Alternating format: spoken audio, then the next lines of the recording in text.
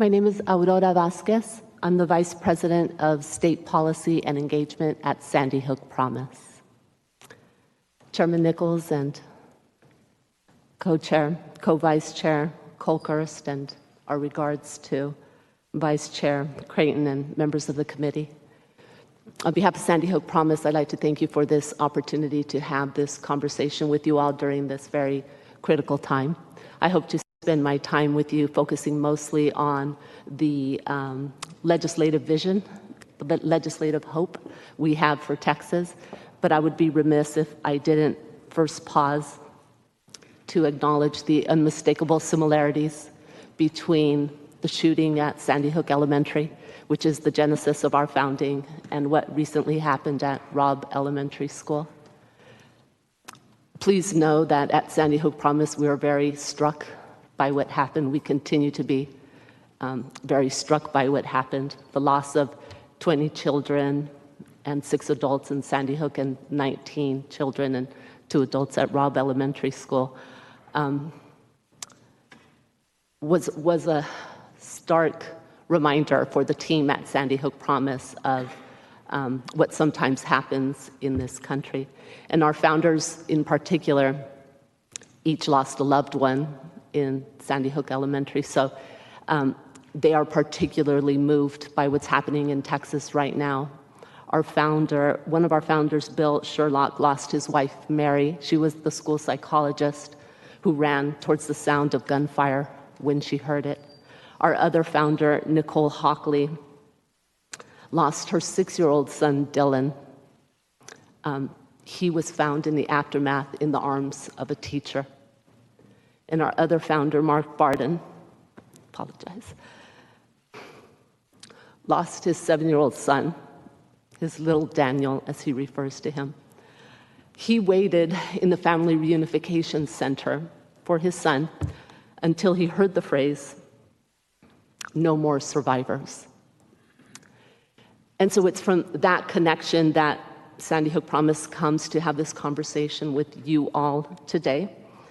And we also like to acknowledge that we understand that in moments like this, in the shadow of a mass shooting that targets children, that the people will ask a lot of their leaders, and rightly so.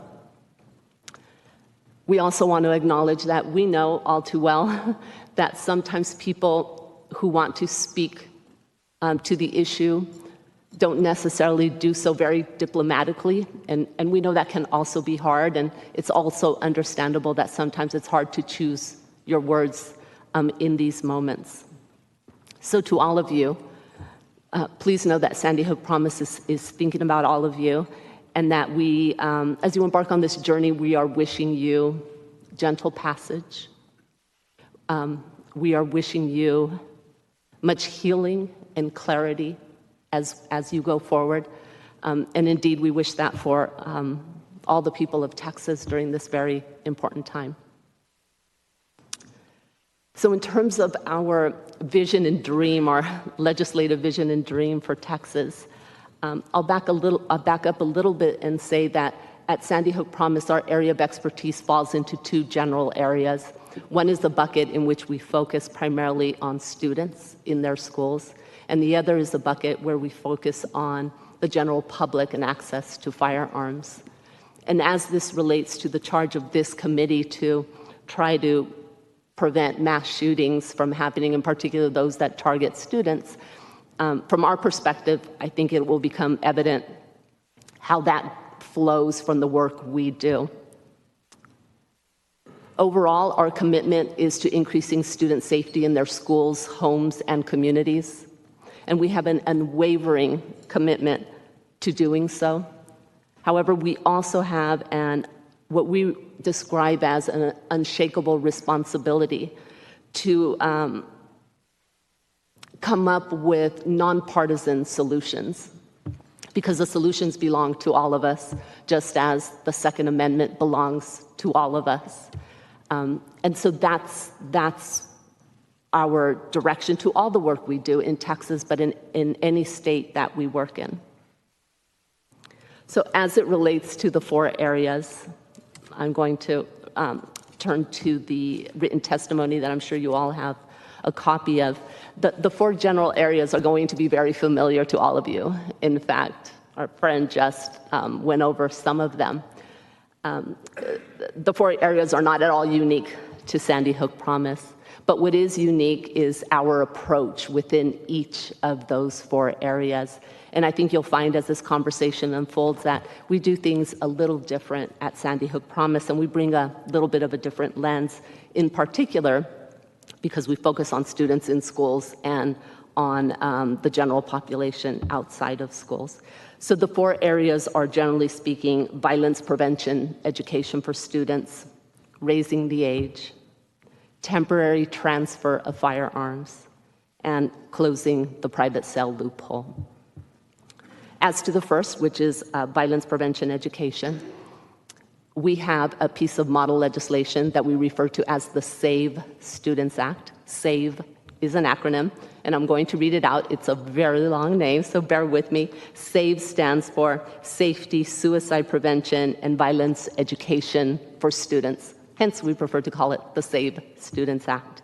And in a nutshell, what this is a piece of model legislation that seeks to institutionalize in K through 12 schools evidence-based violence prevention training in some clear categories. One is suicide prevention. Another is promoting social inclusion. Another is general violence prevention, in which students are taught to recognize the signs and signals of somebody who may be at risk of harming themselves or others. And the last aspect of that for us is anonymous reporting.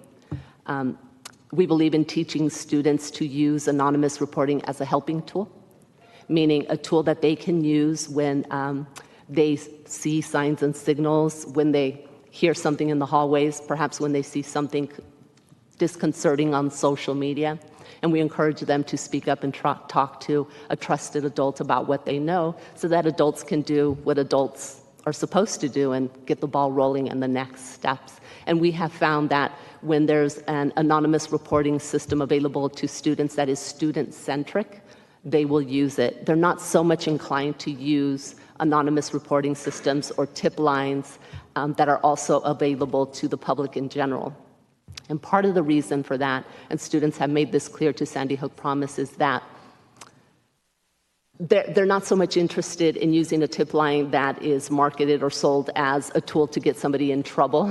They're interested in prevention, and they want to be able to bridge other students or individuals they know to help.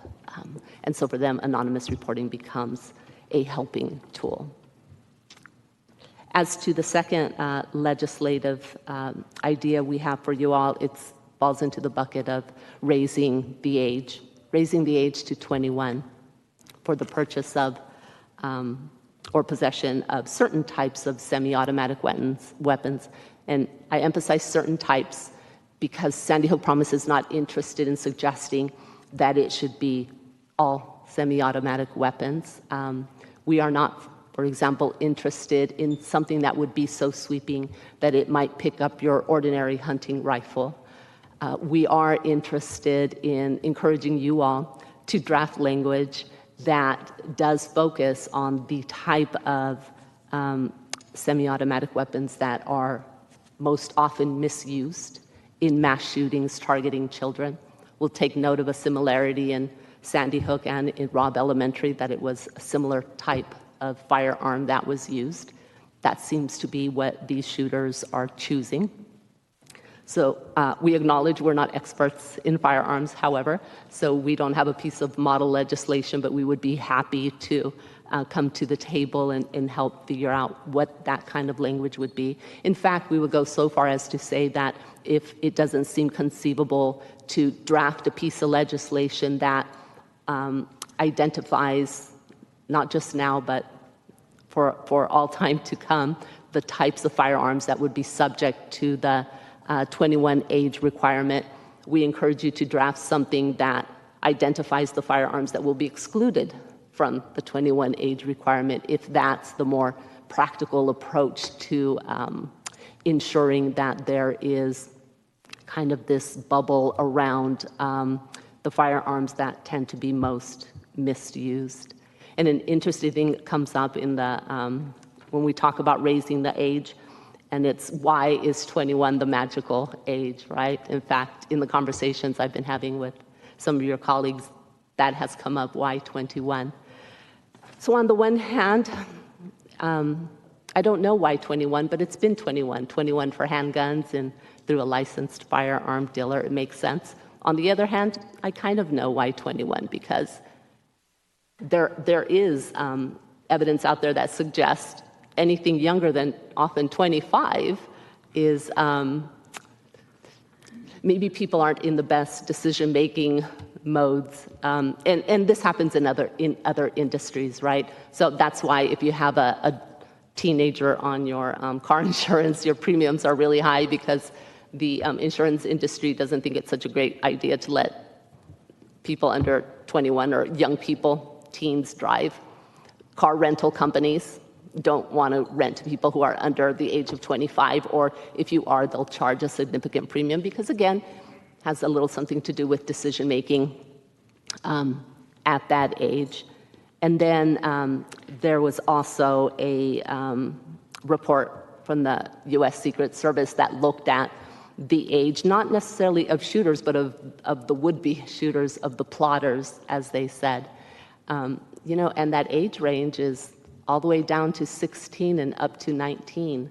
So this is the age range of the young people who are thinking about targeting their schools. So that's also something to take into consideration when we think about why is 21 the magical age.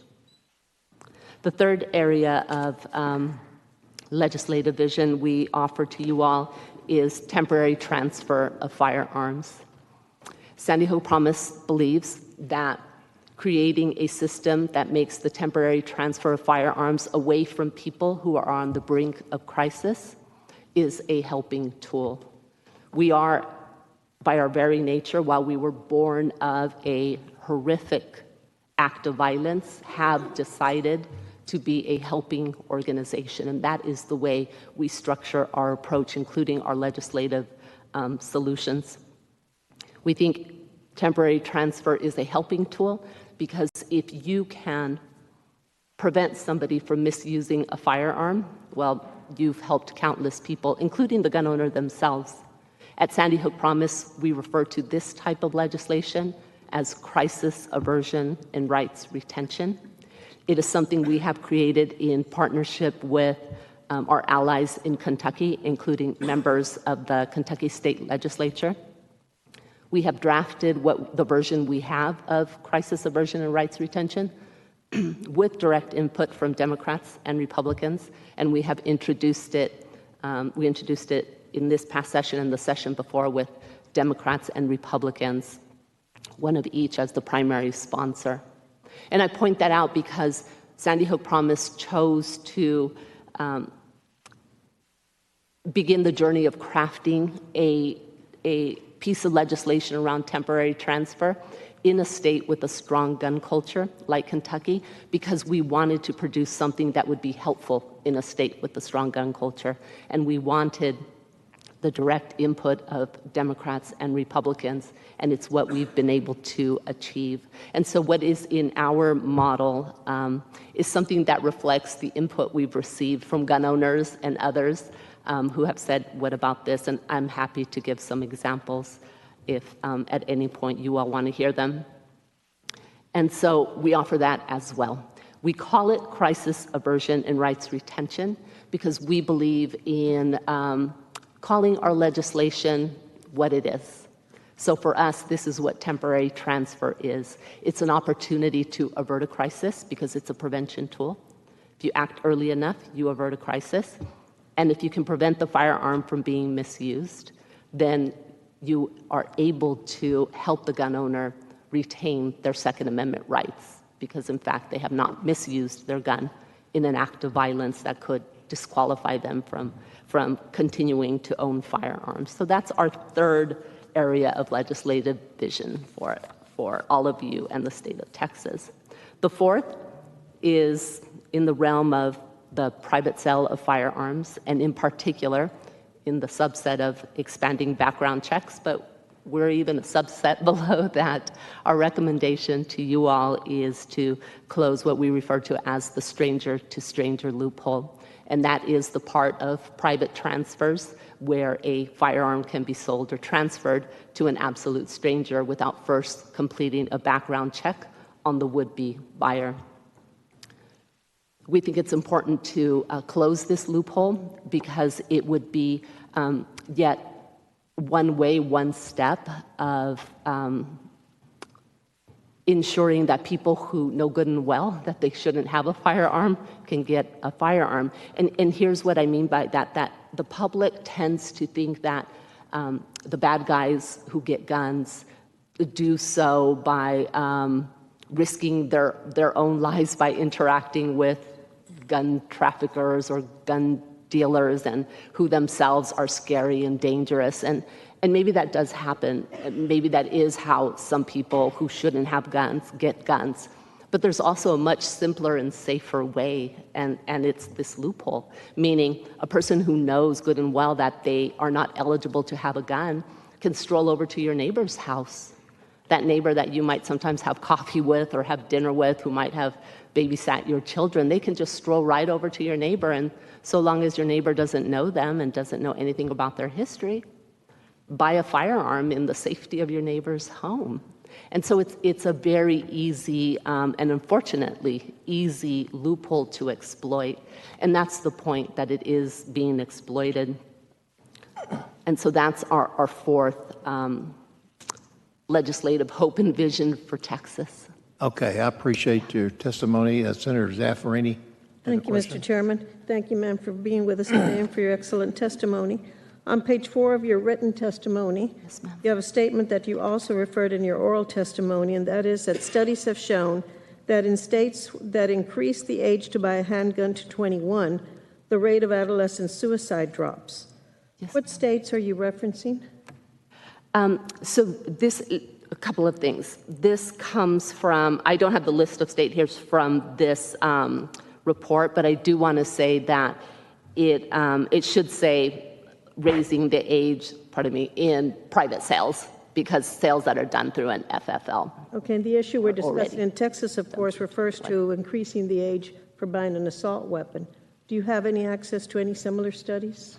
I'm sorry, I didn't hear that. I said in Texas, the issue we're considering is raising the age for buying an assault weapon, Yes, ma'am. not the issue that we've already dealt with of buying a handgun at the age of 21. Do you have any similar studies that show the results of increasing the age for buying an assault weapon to 21? Not for an assault weapon in particular. I think the point we were trying to make here is why 21 is the magical age, and what goes on within that 18 to 21 age group that might suggest they're not the best decision makers all of the time. Thank you. On page 5 of your written testimony, you refer to the Sandy Hook Promise approach regarding what you call crisis aversion and right to retention, or CAR, C-A-R-R, and that you passed that legislation with Republican and Democratic support. We've introduced it in Kentucky. Yes. Did you pass it? Not yet. Oh, you have not Not yet. passed it. And what are the major elements of that legislation? Well, it's very similar to an extreme risk protection order. It doesn't have all of the elements of an extreme risk protection order because, of course, Kentucky wanted to tailor it to a state with a strong gun culture. And through that lens, we think it would be a good fit for Texas as well. So it allows for an immediate order issued by a court when there's an immediate sense of urgency to separate a person temporarily from their firearms if there's a crisis afoot, for example. It has a process to return the firearms to the gun owner as soon as they are well enough to have the firearms back and be safe.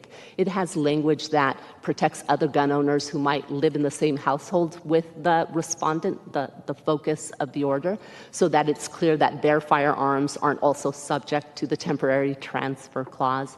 It has language that provides for basically expungement of the respondent's records if a judge decides not to issue the order. We feel there should be no reflection of the fact that somebody triggered the order, attempted to trigger an order. There's information in there about notice to the respondent, notice of their rights. They have to be told very clearly that the process includes the opportunity for them to have their firearms returned at a certain point. Notice includes giving them the choice as to who will store the firearms that are removed. There's different options based on what type of order is in place, whether it's an emergency order or a long-term order. We put that in, by the way, because gun owners in Kentucky made it very clear to us that if they were going to be subject to a long-term order, so an order that would separate them from their firearms for months, that they wanted some say in who was going to store their firearms for them. In fact, they said they even wanted the opportunity to be able to sell their firearms. So we've written that into the legislation as well. So there are a number of elements. Now, you say that it's a tool, it's not a tool that will protect individuals who, despite being ineligible to own or to possess guns, get their hands on them, and that it's focused on the good guy with a gun. Can you explain that statement? Yes, precisely because we see it as a helping tool for gun owners who are in lawful ownership or possession of firearms.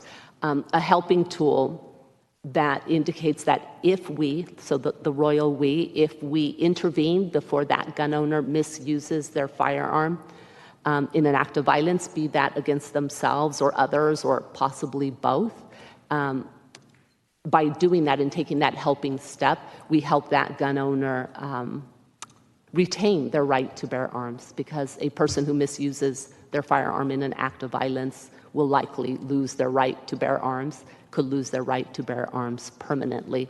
And so it isn't meant to protect, nor would it apply to a person who is in unlawful possession of guns to begin with, so the bad guy. Thank you. What are the major provisions of your model legislation titled the Save Students Act? The Save Students Act is the one that focuses on schools, that seeks to bring the evidence-based violence prevention training to students.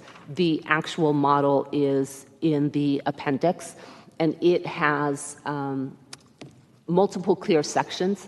All of it requires evidence-based training, and I emphasize that because there's probably a lot of approaches to doing what I'm about to explain, and we believe students deserve the best, the most high-quality resources. So the Save Students Act seeks to institutionalize suicide prevention training for students, general violence prevention training for students, training that would help students combat social isolation, and then anonymous reporting is the fourth aspect of that. And all of that is entirely school-centric, K through 12, because we believe, again, if you give students tools to position them to be able to prevent violence on a spectrum, they will in fact do that. They want to be in a position to prevent violence, and that makes them feel like school is in fact the safe place. We all want them to feel that school is a safe place. And then if they speak up using an anonymous reporting system or by telling a trusted adult, it is entirely possible to avert school shootings. There are several schools and districts around the country who use our anonymous reporting system. In fact, in Texas alone, there are 11 districts who are using Sandy Hook Promise's anonymous reporting system. We have one. We make our system available to schools at no cost. In fact, we make all of our violence prevention programs available to schools at no cost. And students use it. You train them on how to use it, and they use it as a helping tool. It's what are the minimum actions that you believe this committee must take to prove that we're serious about ensuring the safety of our students, teachers, and staff? Sure. So I think something like the Save Students Act, so putting mechanisms in place, evergreen mechanisms that will help students today, but also students tomorrow and teachers today and tomorrow, but give them the upstream violence prevention tools they need.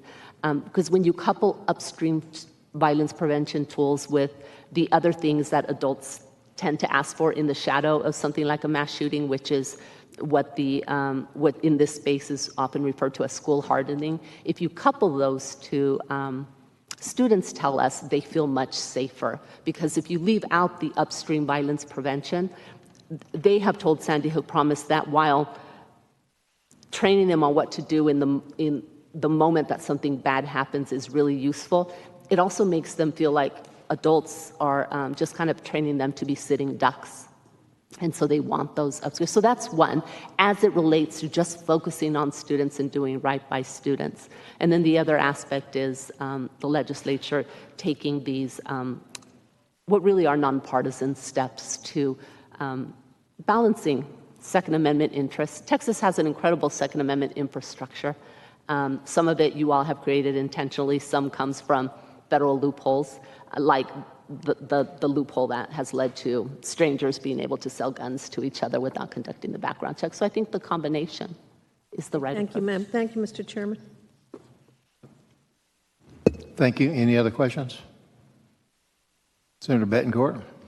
Ms. Vasquez, thank you for your testimony. And essentially, obviously, you're with the Sandy Hook organization. And just looking at your recommendations and proposals, I looked up, we've had obviously a lot of information come our way. Adam Lanza, who was the very evil shooter of the Sandy Hook tragedy, was about 4 months and a week away from 21. Yeah. And looking through this, apparently his mom bought the guns. Yes, sir. And there's actually another entry that the doctors felt like that, he was in control of that relationship. So if his mother purchased the guns in this situation, how could the age limit proposal made any difference in Sandy Hook? Well, I would suppose that if there was an age limit proposal in place at that time, that his mother perhaps would not have been purchasing firearms for a child who was under that age limit, right? We acknowledge that there are other types of firearms that perhaps she could have purchased for him, but perhaps not those, right? The ones the type of firearm he chose to use.